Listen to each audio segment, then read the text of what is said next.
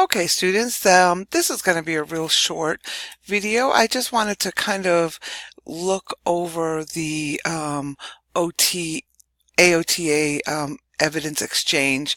I gave you the directions in your reading and resources, but I just thought I would kind of go through it with you. So let me kind of backtrack just a little bit. Um, so you're on the home page of AOTA, and then what you're going to do is you're going to scroll down to evidence-based practice and research. And then once you're here, we're going to scroll down again, we're looking for evidence exchange. And you're going to find some really exciting things, I believe, on this site. So when you click onto here, there are three different categories, and the CAP reviewer is simply that you can apply to review CAP submissions, and you do need to be practicing for a year after you graduate for that, but that's something that you can do as a volunteer service to AOTA, and there is an application for that there. Then there's CAP submission. So I'm assuming that you have already figured out what a CAP and a CAP is by looking at the PowerPoint that I put in. So right now I'm talking about CAPs, and in the CAP submissions, what this is that AOTA takes submissions of CAPs. So you, as a student, you're going to be writing CAPs, and we're going to encourage you to submit them. And once they're submitted, the reviewers review them. They ask you to make changes, and usually almost every time they ask you to make changes because they want it perfect. And then you make the changes and you send it back, and then they put it up on this site that I'm about to show you. So people get to see, your work, and it's a feather in your cap, so to speak. We're doing the work anyways during the semester, so we're going to encourage you to do the submission. But the things on this site that are useful for you are, there is the CAP guidelines, which I did put in your on the home page in your reading and resources. And what this is, it goes through each of the items that are in the CAP, and it explains to you what it is that they're looking for you to put in that space. Then there is the submission toolkit, which is basically what you need to do if you're going to submit. That's not as important.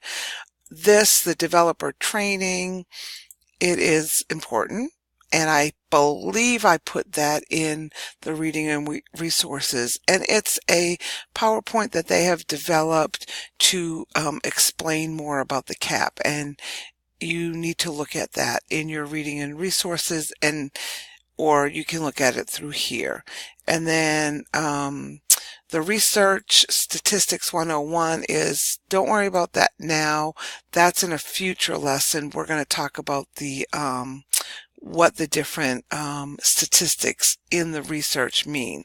So we'll go over that later. The OASIS, I've asked you to come here to create an OASIS profile, and this is what you need when you submit a CAP, but I've asked you to do it in this class, and after you do it, it's just like I've already done it, but it's just click here, make an account, and then I want you to screenshot it for me. And then this is how to submit a CAP. And so you'll be submitting it through the OASIS. When we go back to the CAP toolkit, and I'm sorry, there is a timeline. Oh, and I'm sorry, I'm just not coming up with it now. I'll get it before this. before this video is over. But anyways, the really neat part of this whole site is the read accepted caps. So these were read and accepted. They were reviewed, they were accepted, and now they're online. So you can go to any different subject that you're interested in. So say I'm interested in mental health. So I can go to mental health, and it has all these subjects that already have these caps that are done. So that means people have found articles, evidence-based peer review articles that have to do with these subjects, and they've done a cap. So let's just pick one because I want you to see it, and I want you to play with this as well. So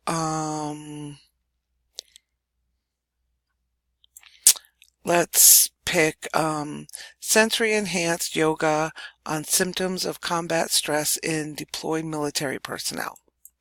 Okay, so we pick that.